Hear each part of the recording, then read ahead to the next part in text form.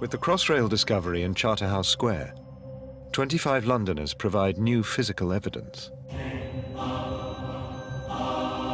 The Black Death killed so quickly that it left no direct trace on the bones. But for specialist Don Walker, the preceding years of life are more revealing. We don't just look at the time when the people die, we look backwards to try and build up a story of their lives, almost like a biography of the skeleton. Don's looking for long-term signs in a male aged over 45. We have slight curvature in the lower limbs here, a sign of vitamin D deficiency in childhood. The bone tends to be more sensitive when they're a child and tends to show more markers of stress. You can see a slightly grey-coloured bone. That is actually new bone growth, and that can be caused by all kinds of diseases. You can use it as a generalised sign of stress in adults. 14 of the victims were significantly malnourished. The Black Death resolved very quickly in one of two ways. Either you survive or you die.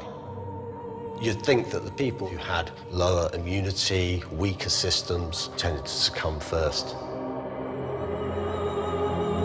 These people were ripe for the slaughter. For decades, experts have been unable to explain why bubonic plague spread so quickly. As an explanation for the Black Death in its own right, it simply isn't good enough. It cannot spread fast enough from one household to the next to cause the huge number of cases that we saw during the Black Death epidemics. In Madagascar today, bubonic plague is spread by rats. But the infection rate is nothing like as fast as in 1349. So scientists believed the Black Death was a mutation, a highly infectious super strain of plague.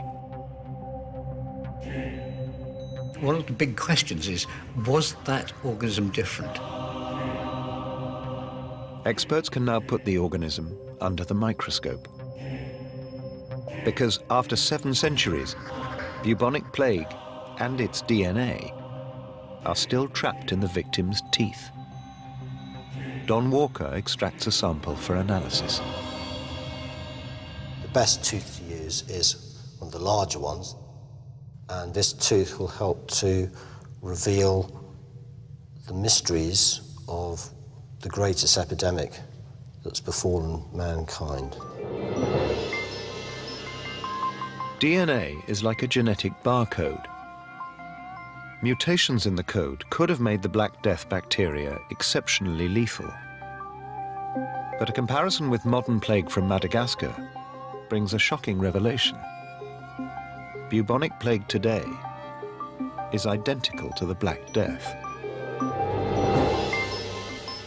It's still there. It's still the one that we used to have. It still has all the power and the threat that it used to have. And it's only a different set of circumstances that's keeping it in its place.